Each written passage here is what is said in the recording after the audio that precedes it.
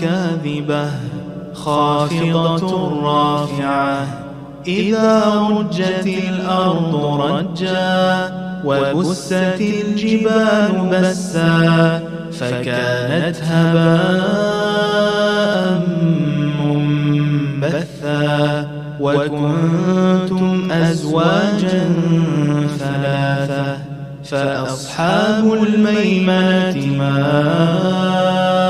أصحاب الميمنة وأصحاب المشأمة ما أصحاب المشأمة والسابقون السابقون أولئك المقربون في جنات النعيم ثلة من الأولين وقليل من الآخرين على سرر موضونة.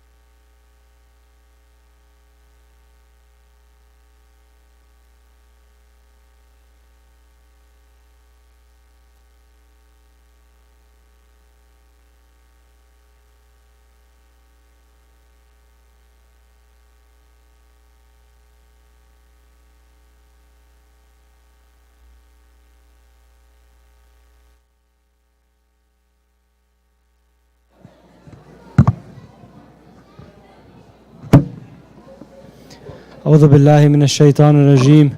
صلوا على محمد وآل محمد.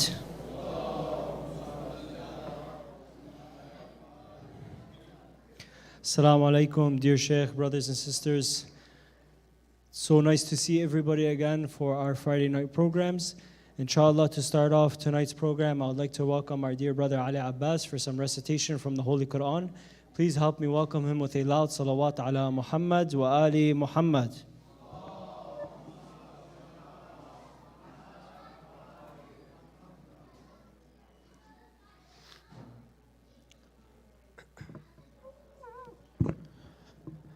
صلوا على محمد وآل محمد.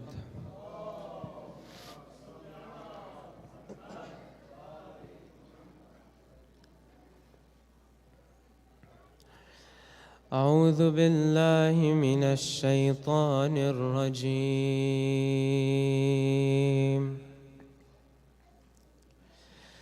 بسم الله الرحمن الرحيم.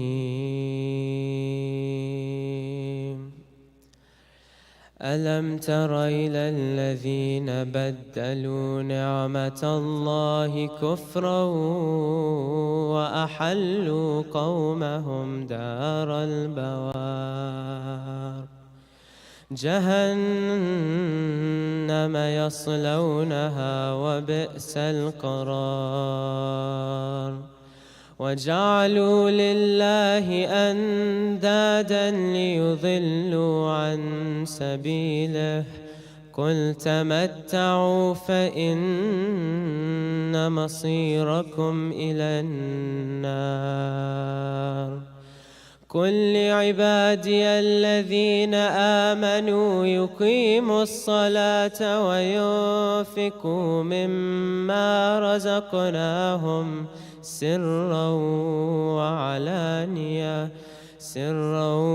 وعلانية من قبل أن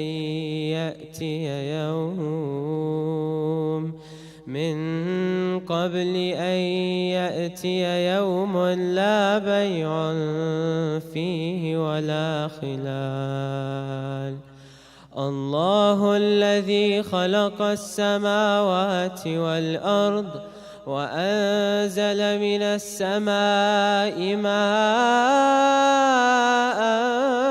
فأخرج به من الثمرات رزقا لكم وسخر لكم الفلك لتجري في البحر بأمره وسخر لكم الأنهار وسخر لكم الشمس والقمر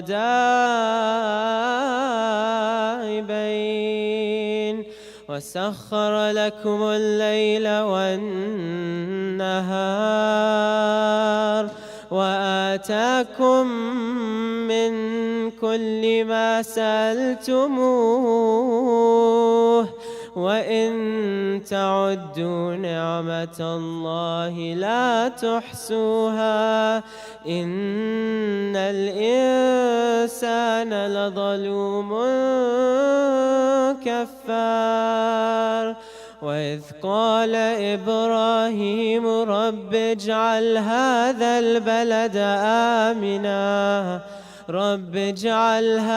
البلد آمنا واجنبني وبني أن نعبد الأصنام رب إنهن أضللن كثيرا من الناس فمن تبعني فإنه مني ومن عصاني فإنك غفور رحيم ربنا إني أسكنت من ذريتي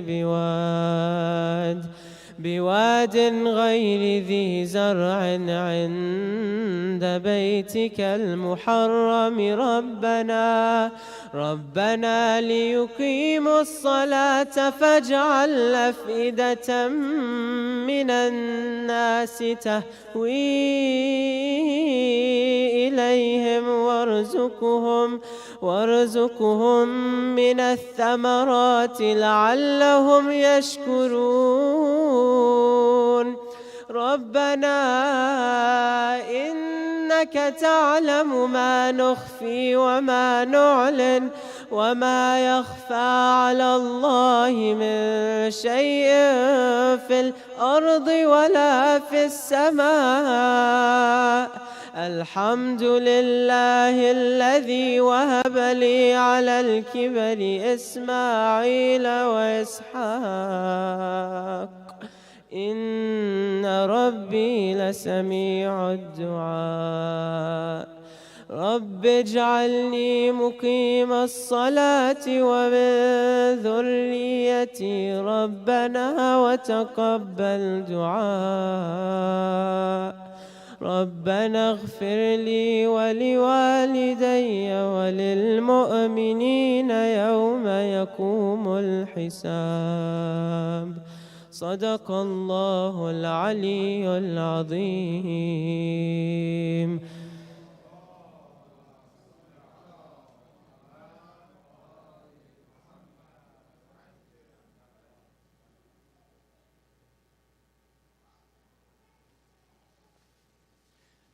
Just before the announcements, there's a bag that was left a little while ago, so I'm going to put this on the sister's side if anybody knows who it's for.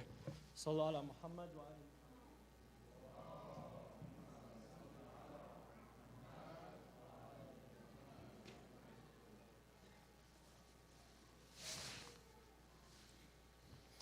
Ahsan, brother. Inshallah, if we can recite a salawat, before that a Fatiha for the Shuhada, Imam Khomeini, the Mu'mineen, the Mu'minat, and Sister Hamida Banu bint Wali Muhammad, after a salawat ala Muhammad wa ali Muhammad.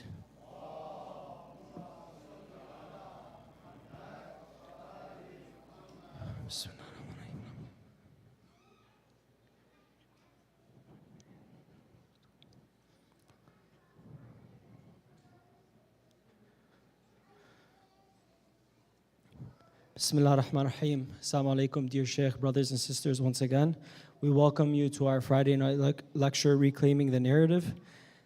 Inshallah, just a few announcements. Our next program will be Friday, November 4th, as we commemorate and celebrate the wilada of Imam Hassan al-Askari alayhi salam. Please stay up to date with our WhatsApp and social media channels for any updates or upcoming events. We also have our library in the front that's set up, so please feel free to check it out. Actually, the lecture series and the program and the classes that we're going to be going through with Shaykh, inshallah, which he'll be mentioning more about, is actually on the Islamic Beliefs book, Reclaiming the Narrative. And that could also be found in the library as well, inshallah. We also wanted to mention the kids are more than welcome, and we love to see them here. And this is what Hadi is about. Just so parents know, in addition to being up here, if they're able to play quietly and be able to be around the adults, but if they do need more room, the cafeteria is open downstairs. The program is live streamed there, and that will give parents a more of a free space for the kids to run around and be able to release some steam. And if they're ready to come back up, they're more than welcome, inshallah. Sallu ala Muhammad wa ali Muhammad. Salli ala Muhammad. With that being said, inshallah, we'll welcome Shaykh Usama with 3 loud salawat ala Muhammad wa ali Muhammad.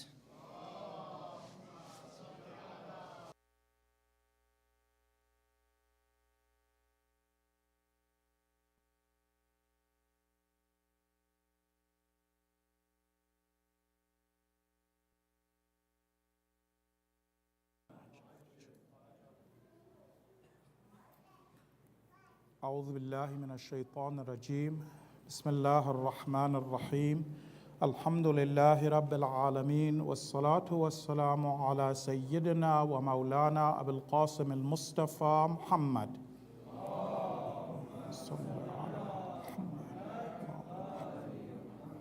وعلى أهل بيت الطيبين الطاهرين المعصومين لا سيما بقية الله في الأراضين روحي وأرواح العالمين له الفداء رب اشرح لي صدري ويسر لي أمري واحلل عقدة من لساني يفقهوا قولي. Dear brothers and sisters in Islam, Assalamu alaikum wa rahmatullah. So it's been a while since I've had the pleasure of addressing you mu'mineen and mu'minat. It's no place like home and really no community quite like the Hadi family. So it's a pleasure to be back here. I'm hoping that we can do things a little bit differently now that I'm here. And I feel a little bit of echo, Brother Hassan. Are we good? Salawat ala Muhammad wa ali Muhammad.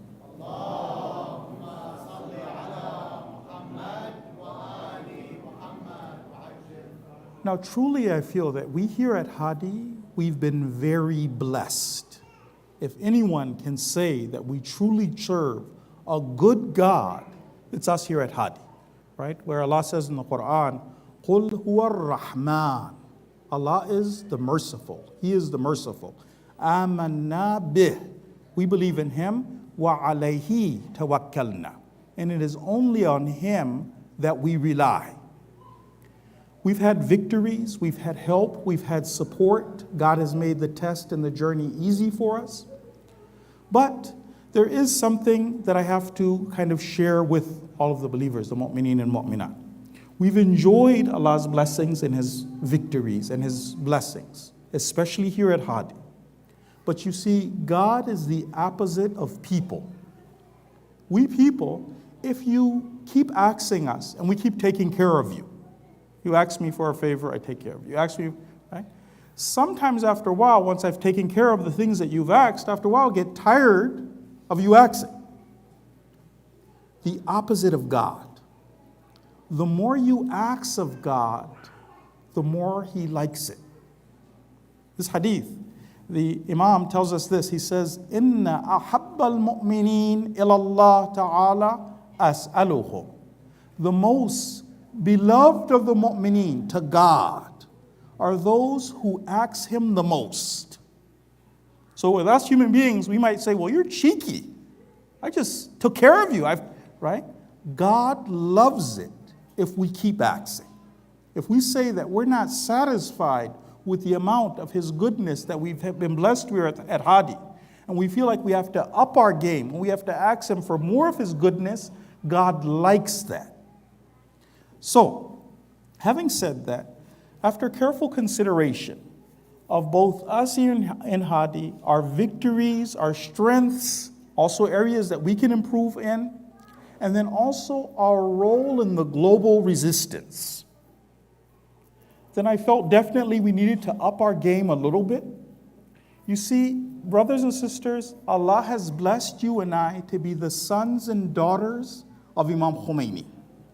We're living in the era of Imam Khomeini. That's a different blessing than those who came before us. they didn't have this blessing. The global situation, because of the qiyam and the uprising of Imam Khomeini and the support of the believers, the world's different now. I want to share a little bit about what Imam Khomeini said when his mission first began. So you and I, we can understand the importance of why we're here and why, knowing how blessed we are, we have to up it even more. So one of the brothers tells a story. This brother who I'm mentioning, he passed, marhum now, but he was part of the resistance against the Shah before the revolution. Right? So at that time. The story that I'm about to tell you is the same year that Imam Khomeini began the campaign, when he began to first speak out. So this man, who was part of the resistance, was in Tehran, and his job was to bring a message to Imam Khomeini from the brothers in Tehran. Now, as he's making his way to Qom, he noticed he was being tailed.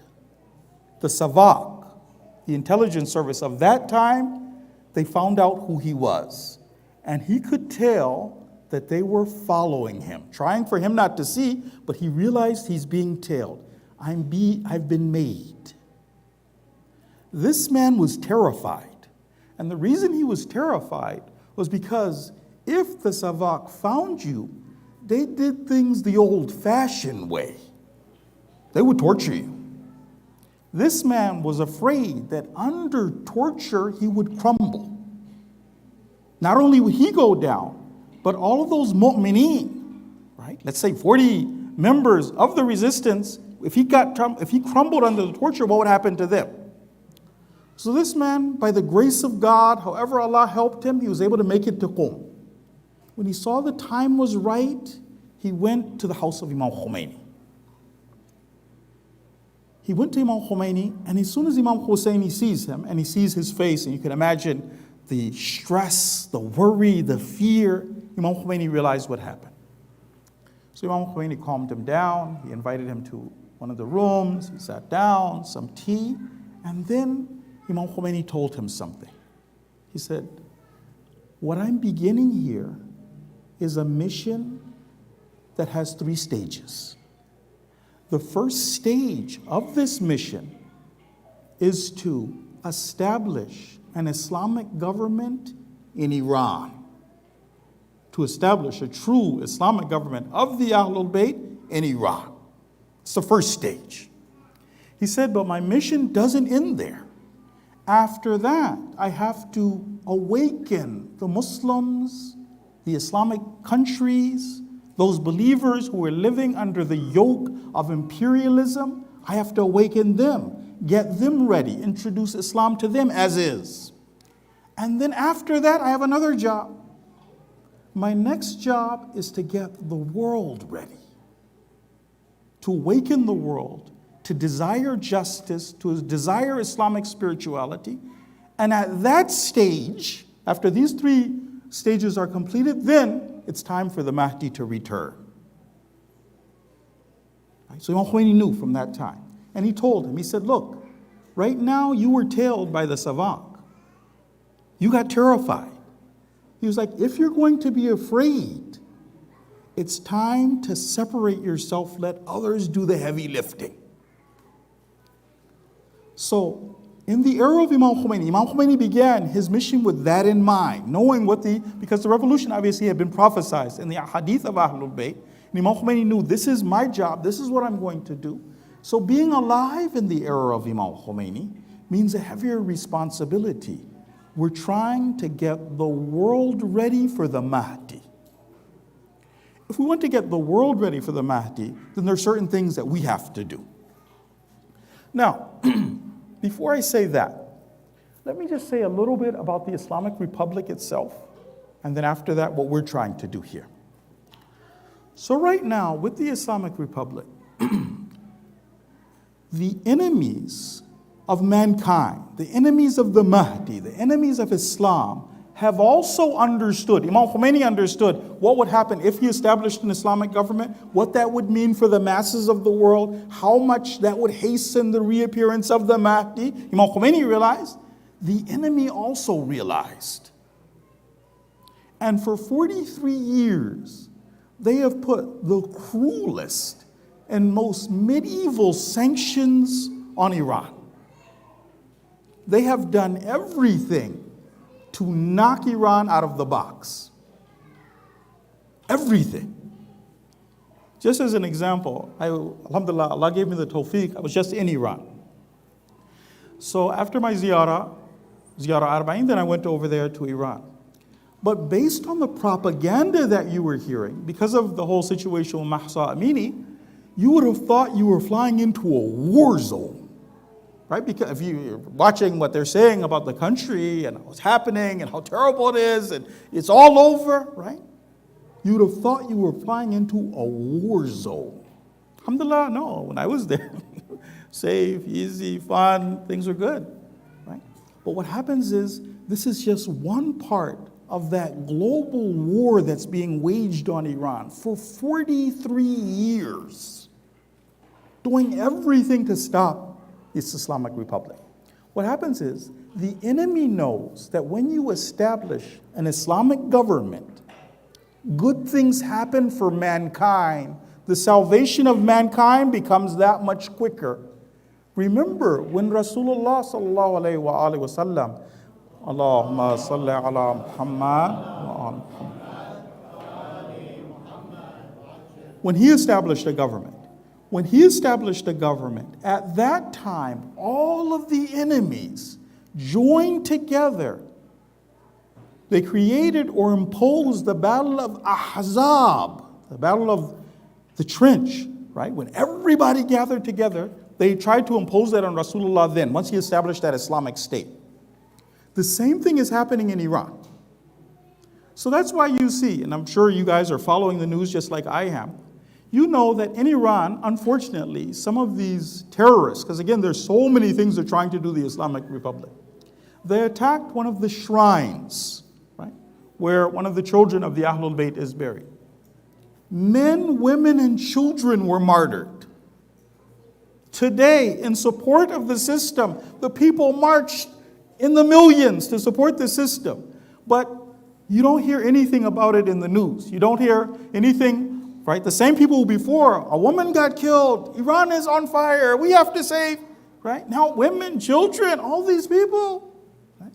It's part of that war that's happening on the Islamic Republic, which is why defense of the Islamic Republic, the same way that in the time of Rasulullah, when Medina was surrounded and the enemy were trying to take Islam down, it's the same way now. Defense of the Islamic Republic is like that. A lot of people failed that test, by the way.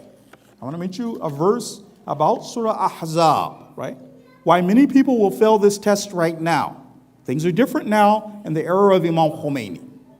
In Surah Ahzab, right, the same surah about the trench, the battle of the trench, when the people gathered, Surah 33 and verse number 11, God says this, هُنَالِكَ أُبْتُلِيَ الْمُؤْمِنُونَ. When that happened, when they were surrounded, at that time the believers, the mu'mineen, were tested. وَزُلْزِلُوا زِلْزَالًا شَدِيدًا. And they were shaken.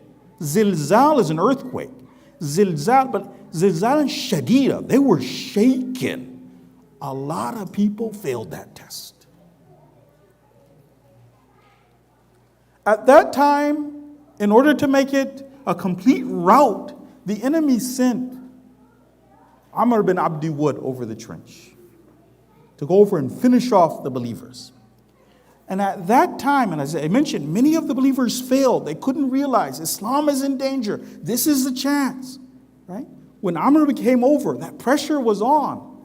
The Prophet asked the believers, who will go against Amr? I guarantee them paradise. A lot of people failed. Amirul Mu'mineen, though, realized the moment. Realized what was at stake, realized this is Islam. And he went over to defend, right? And then you have that famous hadith that La dharbatu aliyin, that blow of Ali, afdalu min ibadat al-thaqalayn. It was greater than the worship of the jinn. Because of the time, because of the context, because of the situation. Defending the Islamic Republic also has that same ruling.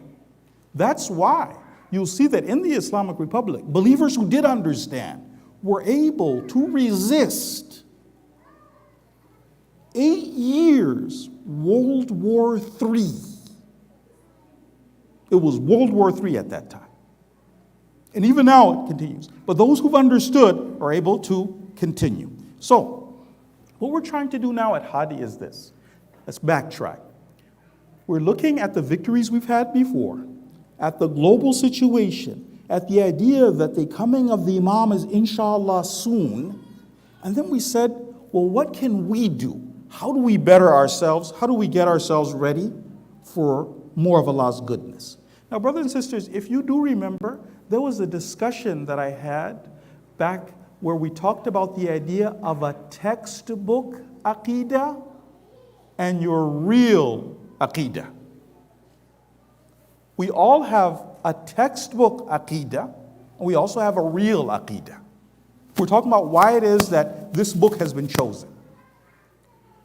My textbook aqidah, brothers and sisters, is what I would say if you and I were invited to give an interview and to tell the people of the world, what is your belief? What's your belief system? What do you believe?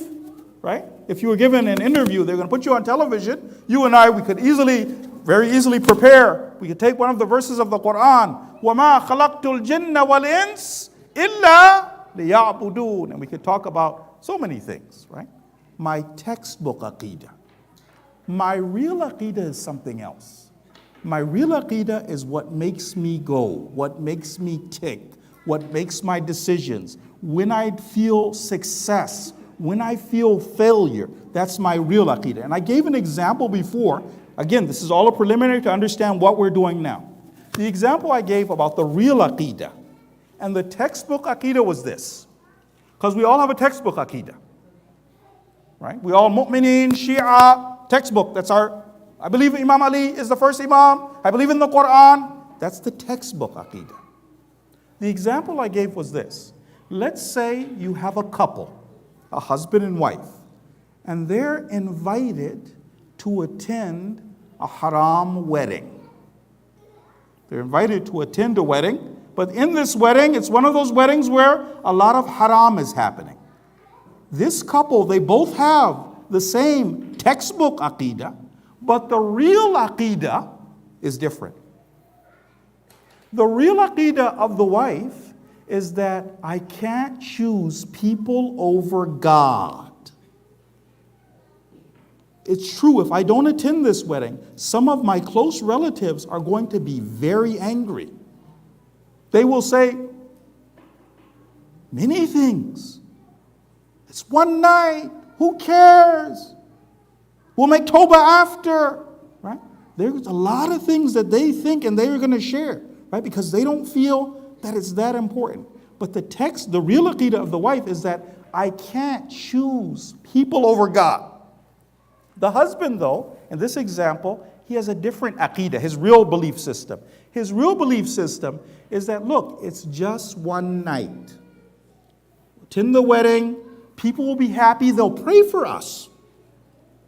The people will be so happy. Alhamdulillah, you attended, right? After that, we'll make tawbah. It's okay. You can put on makeup this one night. It's okay. Right? The aqidah, the textbook aqidah is the same, but the real aqidah, because if that wife sat there, if they did go to that wedding, the wife would feel tortured every minute she's sitting there. I'm sinning. I've chosen the people. God's not happy. Her aqidah. And her husband's aqidah, if they don't go, then he'll feel, look, my wife's just being too strict. What are you, the haram police? Right? He's not going to like it if his wife doesn't attend. Right? Because the real aqidah is different. Now, if you and I, we want to achieve more of Allah's goodness, what about this? What about if we could change our aqidah, our beliefs, to the belief system, the aqidah that's in line with Quran and Sunnah? let's say as believers, we say that, you know what, I'm going to spend some time. The result of me spending this time is that my belief system, what truly makes me happy and what truly makes me sad, will actually be in line with Quran and Ahlul-Bayt. What would that do for a community? How would that affect my practice? How would that affect my akhlaq? How would it affect my spirituality if I was able to truly adopt the aqidah of Quran? I'm going to talk about one of the benefits of changing the aqidah to be one that reflects what's mentioned in Quran and Sunnah. Brothers and sisters, I want you to think, or I mentioned before, the idea that we should pray bold prayers, right? Allah likes it when you and I, instead of us just settling for a little bit of God's goodness, we pray bold prayers. So now the question for you: how many of you would like to be Malik Ashtar for Imam Mahdi? Now, again, Malik Ashtar, if you look in the hadith of the Ahlul-Bayt, if you look and see what Ali said about him, the praise that Amirul Mu'mineen had for him while he was still alive, after he became shaheed, the way that Ali cried for him, the way that he praised him, right? This is the time to make those bold prayers. You know what Amirul Mu'mineen said about Malik? Kan al-Ashtar li. Malik al-Ashtar was like this for me. Kama kuntu li Rasulillah sallallahu alayhi wa alihi wa sallam. He was for me as I was for Rasulullah. He was for me as I was for Rasulullah. So, now, Malik al-Ashtar, when you look at some of the hadith about what made him so amazing, one of the things that made Malik so amazing, and there's many of them, I want to share a story about Malik. One of the things that made Malik so amazing was that he could anticipate what his master would want before he heard it, and then he would act. I know what the stance of my master is before I've heard it, and then I act based on that. I want to give you a story about that. But let me mention something else before that. So inshallah, all of us have that desire to be Malik Ashtar for the Imam of the time. And it's something that we can do. However, there is something, because the story that I'm going to tell you about is a story that talks a little bit about jealousy. Brothers and sisters, you and I, as we're moving towards God, one of the things that we have to be concerned about as believers, as mu'mineen and mu'minat, as practicing people, is jealousy. If you see someone is moving towards becoming Malik al-Ashtar, make sure you and I, we only feel love for that person, not jealousy. If, God forbid, in a group of believers, we haven't addressed that disease in the heart of jealousy, of hasad, it can rear its ugly head, and it can happen to believers, even those who are in the camp of the wali of the time, right? But if that happens, we'll be like crabs in a bucket. Instead of supporting one another as we move towards Allah, we'll actually be the people who bring one another back down. Because you see, jealousy has a definition. I'm going to tell you the story about Malik, but part of it is jealousy. Jealousy has a definition. And you and I, if we see even the signs of this, then we need to work. Part of fixing jealousy, of course, is fixing our aqidah. But this is what Amirul Mu'mineen says about jealousy. Al-Hasid, the person who's jealous, Yara, the person who's jealous sees أن زوال النعمة عمن يحسده نعمة عليه. If somebody's jealous, they see that somebody else who they're jealous of, that person being stripped of that blessing, they see that as a blessing. I don't care if I don't have it, at least you don't have it. Jealousy is very real. We're going to be very careful about that, especially as we move now in this next stage of trying to be Malik, trying to anticipate what the master would want. If we see success in others are moving in that direction, more praise for them, more help for them, more dua for them. Okay. Now, I'd like to share a story that's not true, right? Inshallah, it's not true. It's definitely not true, inshallah, but it'll help illustrate the point about jealousy. So they said this man, he went in a cave, and in the cave, he found an old bottle. And he rubbed the bottle, and a genie came out. And the genie told him, he said, I'm going to give you 3 wishes. And the man said, Alhamdulillah. He said, but whatever I give to you, I'm going to give twice that to your ex-wife. The man said, it doesn't matter. He said, what do you want? He said, you know, genie, I'd like a mansion. The genie said, you have the mansion, but I'm going to give 2 mansions to your wife. He said, genie, I'd like $1 million. The genie said, you have $1 million and $2 million to your ex-wife. He said, what else do you want? He said, genie, I want you to scare me half to death.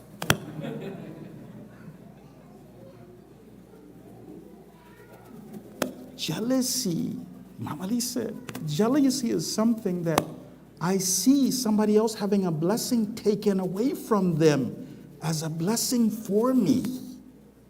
Scary. Now back to the story. Remember, now what are we doing? We're hoping to become Malik Ashtar for our master. There's a way to do it. What was Malik Ashtar like? Well, one of the many things, and you inshallah, you'll read about Malik Ashtar. But one of the things is that Malik Ashtar can anticipate what his master would want, and he would act in that way. Example, Malik, this is now the Battle of Siffin. And as you know, in the Battle of Siffin, unfortunately, the believers imposed their will on Amirul Mu'mineen. The army of the Imam was weak. The Khawarij said that we should let the Quran arbitrate. The Mu'mineen were weak. And Amirul Mu'mineen, when he saw the weakness of the Mu'mineen, he said, you know what? Let's play the long game. Let's accept the arbitration. Malik was vehemently opposed. He didn't think it was time for the arbitration. Vehemently opposed. Some of the companions, and I'm sure this was because of jealousy, some of the companions got word that Malik was opposed to the arbitration. And they floated this idea in the presence of Amirul Mu'mineen. They said, you know, Malik might disobey you because he's opposed to the arbitration. What did Ali say? Amirul Mu'mineen said this. He said, I'm not afraid of Malik doing that. Malik is somebody, once he realizes, I've given the instructions, Malik will accept. Malik will accept. That's not a problem. Then he said something about Malik. He said, actually, Malik is right. Right now isn't the time for the arbitration. We should have kept pushing until we drove the enemy into the sea. Malik was right. Then he said these words. He said, I wish I had 2 like Malik out of this whole army. He said, let me change my mind. Let me rephrase that. I wish I had 1 like Malik out of you. 1. What was it about Malik? He says that I wish that I had somebody who could see the enemy as Malik sees them. Malik could see like his master. He knew it wasn't the time to retreat, the time to be. Okay? So, back to our situation. We want to be like Malik for our master. How? Well, part of it is going to be that we need to change our Aqeedah. The textbook Aqeedah, we have to change it, our real Aqeedah, into being the Aqeedah which is aligned with the Ahlul-Bayt. Having said that, Brothers and sisters, what we're going to be trying to do at Hadi is this. And I'm going to actually stand up a little bit. What we're going to be doing, inshallah, is that we'll be trying to make, instead of just our standard lectures, we're going to start kind of having a class. In our class, we're going to be going over this book. We're going to be, and I want to share a little bit about this book. What makes this book so special? Why this book? What are we trying to do, right? We're trying to, brothers and sisters, to have that real aqeedah. What really motivates us, as defined by Quran and Sunnah. We want to embrace the idea that perhaps right now, my real aqeedah isn't what it should be. We have to be willing to, there's a very beautiful dua that we have. This is from Imam Sadiq, alayhi salatu wasalam. Salawat, please. Allahumma salli ala Muhammad wa ali Muhammad. The Imam says this, Allahumma salli ala Muhammad wa ali Muhammad, Allahumma arinil haqqa haqqan hatta atabi'ahu. Oh God, show me the truth to be truth. Hatta atabi'ahu. And then so that I follow it. God, show me the truth to be truth. And then I follow it. Wa arinal batil batilan. Show me falsehood to be falsehood, and then I avoid it. So we're going to have to come with our hearts and minds open to this class. Really, I would prefer it if brothers and sisters were able to read ahead of time the lessons that we're going to be going over. But then more than that, it's kind of that internal state of the heart. Am I willing to embrace that I might need to change? Or is it that, alhamdulillah, I'm fixed, I'm good? If that's the case, even going over a book like this, because there's going to be ayat of the Quran. This is a Quranic masterpiece. We're going to go over about 300 ayat of the Quran, arranged in such a way that we talk about, because the leader is trying to do the same thing, and I want to talk about under what circumstances, where he redefines Islamic terminology. He's going to start in a very logical fashion. First, he's going to talk about taqwa. Taqwa. What is true taqwa? Why does he talk about taqwa before he talks about iman or faith? You see, there's a secret, a little known secret, that taqwa is actually before faith. There's a kind of taqwa that we're supposed to have before faith. If we have that, we end up embracing Islam. The Quran is a guide for us. A taqwa before faith. After that, he's going to talk about what iman truly is. What's faith? Then in the same logical sequence, the next thing will be, what is nubuwwah? Thank you. Salawat, please.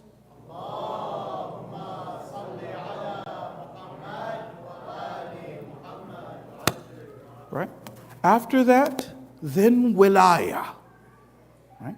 So what happens is, I'll be sharing certain concepts, explaining them. After that, you and I will be looking on our phones and looking at the ayat of the Quran ourselves, right? During the class. So that we're learning, because you can't unlearn the truth. We're going to be learning how to derive directly from the Quran, inshallah. But what happens is that we're going to have to make sure that our hearts and minds are open to listening and to learning. So, what happens is, some of the concepts that we're going to be learning, like these game-changing concepts that we're learning, they're very different from how we were taught them.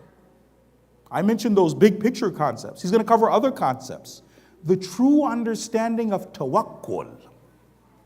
What role does sabr, patience, play in victory?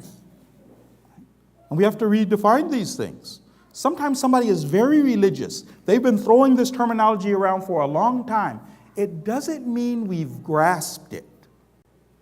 Can I tell you another story that inshallah is not true? One time, this young lady met a young man and they were going to, inshallah, get married. Non-Muslims. Met him, seems like a great guy. I've got to bring him to meet the family, to sit down with dad and have a talk with them.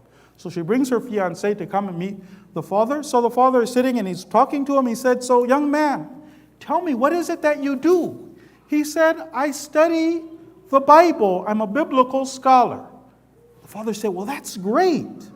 How are you going to provide for my daughter? How will you buy my daughter a ring?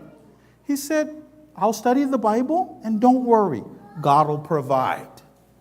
He said, okay, how are you going to buy her a house? He said, I'll study the Bible and God will provide. He said, what about taking care of the children? He said, don't worry, I'll study the Bible and God will provide. After this, he went back to now talk to his wife about what he had understood from the young man. So his wife said, honey, how was he? He said, well, he has no job and no plan, and he thinks I'm God. What is tawakkul?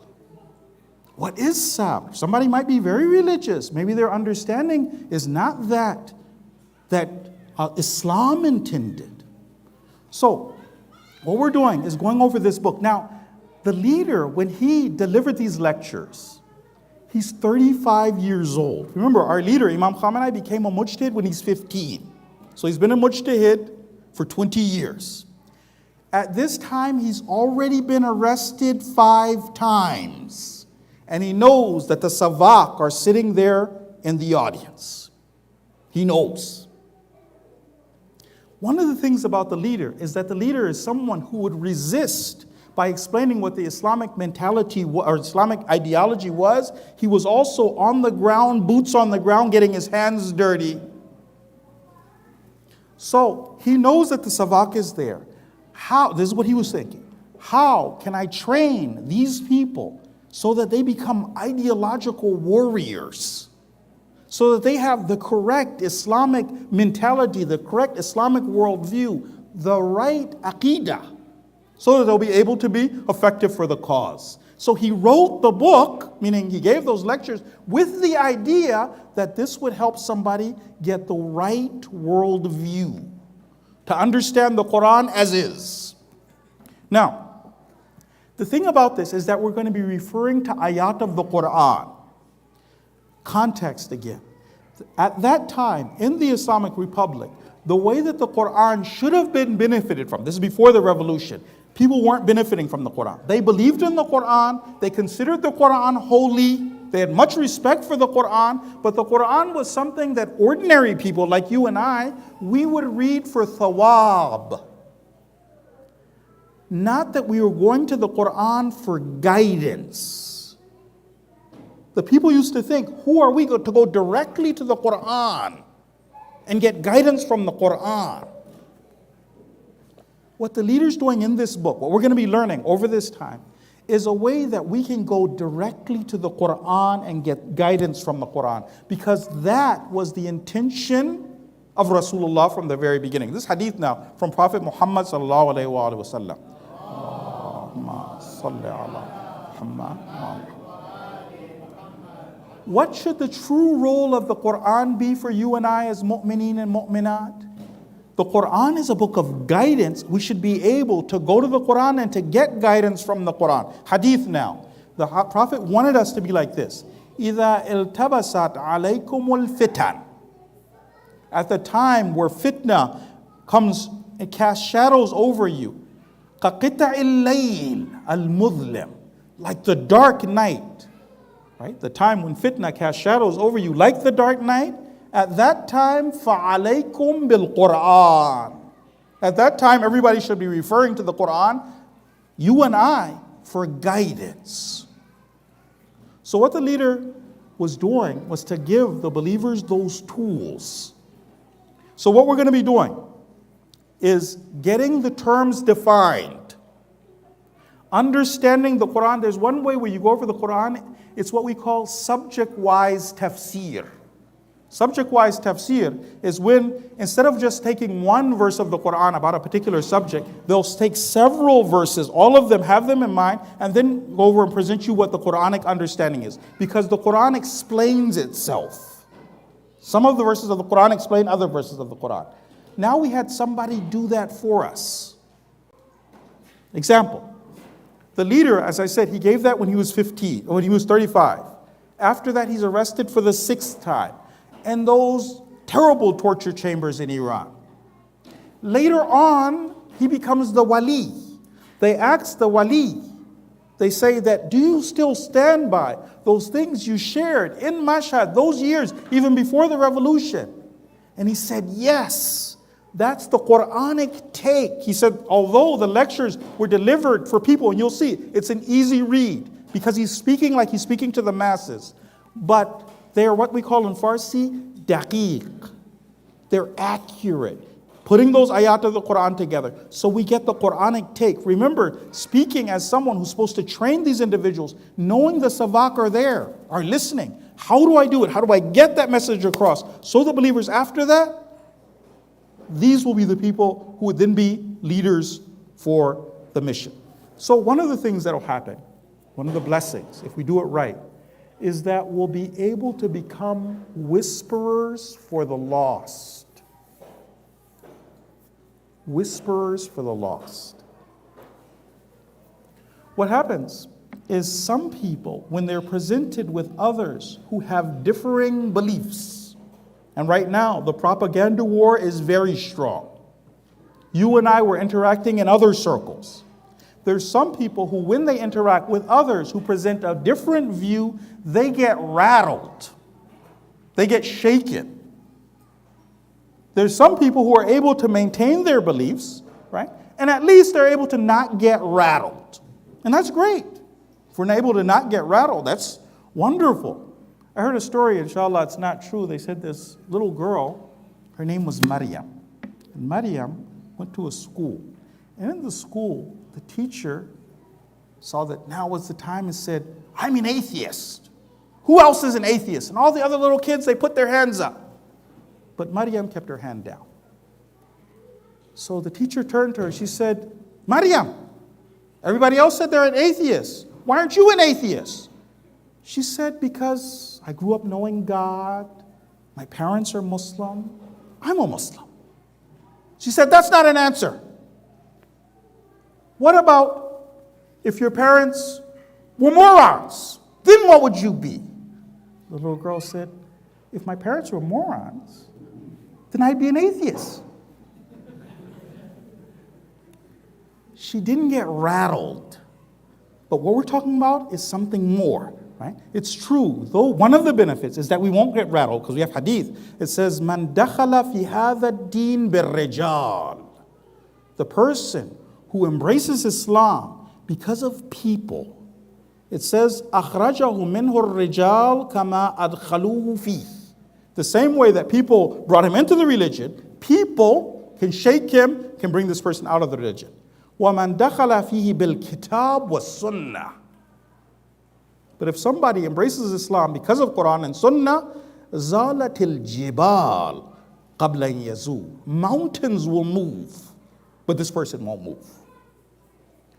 Being a whisperer is different. A whisperer for the lost. What happens is, studying this book in the right way. Inshallah, we're sitting, we're learning, we're embracing first. We're changing ourselves first. We've come with the idea that yes, perhaps I'm not perfect. Right? Because otherwise we're just going to be adding things on. I've seen this happen to Hausa students. Hausa students would go to the Hausa with a mentality. You see them 10 years later, 15 years later, all they've done is get hadith and ayat sprinkled on top. They didn't go to present themselves to Islam and embrace whatever God said. Whatever beliefs, aqidah that I had, whatever I grew up with, those ideas, if they're against Quran, to be able to throw them. Some people don't actively do that. All they do is they add on their information. Remember, Savak were listening to these same lectures. They're also Iranians. Many of them are also Shia. The Savak are listening, writing reports. They said, you got to arrest this guy. He was arrested almost immediately after this. They heard the same ayat. It didn't change them. The heart has to be ready. The heart has to be ready. So the first thing is for ourselves. After that, one of the other benefits, though, is being able to be a whisperer to the lost. There are people out there who are looking for the truth. and they just need someone to present it to them. If you and I are able to go over the ayat of the Quran, first internalize it, embrace it, understand it, follow, look at the ayat of the Quran. Our Arabic will also be improving because we'll be using just parts of the ayat of the Quran. After that, we're going to look at the translation. Right? After that, we can be whisperers to those who are looking for the truth, who just need a suggestion, who just need a question, who just need to be pointed in the right direction. Story. This is from the time of Imam al-Askari, salawatullahi alayhi.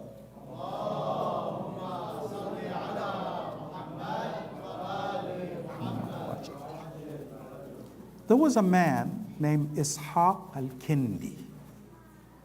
Ishaq al-Kindi was a philosopher. And Ishaq had secretly written a book. He would spend time studying, putting his thoughts together. He was a philosopher, a scholar, an alim. And his book that he put together was called The Contradictions of the Quran.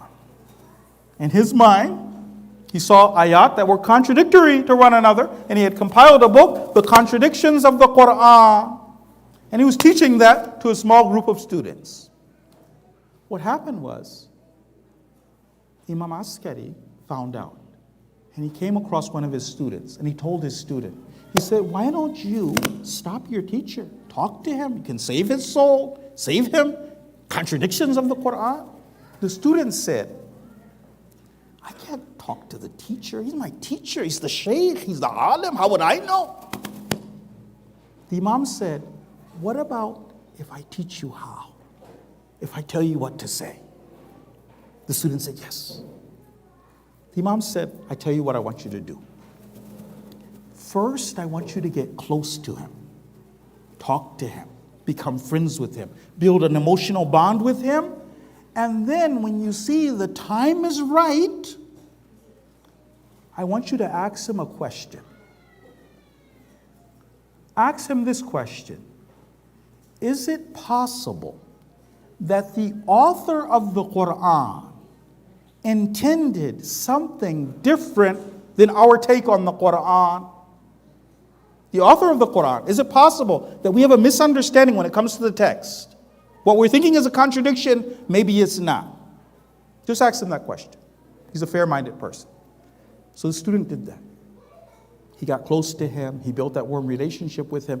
And then when the time was right, he said, teacher, I have a question for you. He said, what's your question? He said, is it possible that the author of the Quran intends something different than what we think? The teacher looked at him. He said, repeat that question. He said, is it possible what we think are contradictions? The author of the Quran, he actually intended something different. Is it possible? The teacher thought about it. He said, yeah, it's possible. What I think is maybe not. Then he said, you didn't come up with that question. Who told you to ask that question? He said it was Imam Askari. The teacher realized his mistake, and he got up and he burned his book. Right? He saved his soul. The lesson or the benefit that we'll get from going over this book properly is the idea that we can also, with the tawfiq of Allah, be whisperers to the lost. Other people are also good people, want to do the right thing. They just need to see Islam as presented by Quran. One of the benefits that inshallah we'll get will be that. We end with salawat ala Muhammad wa ali Muhammad.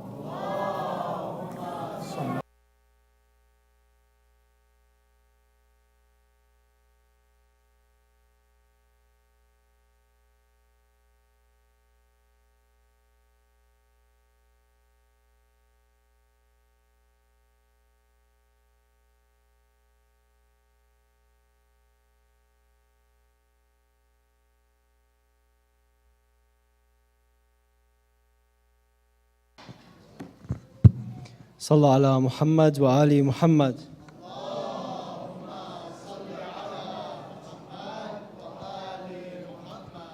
Thank you, dear Shaykh. Inshallah, we look forward to benefiting from the book and the classes in the upcoming weeks. Inshallah, we just remind everybody, like I said earlier, our next program will be next Friday for the Wilada of Imam Hassan al-Askari. Inshallah, alayhi salam. We hope to see you all then. Wassalamu alaikum. Sallu ala Muhammad wa ali Muhammad.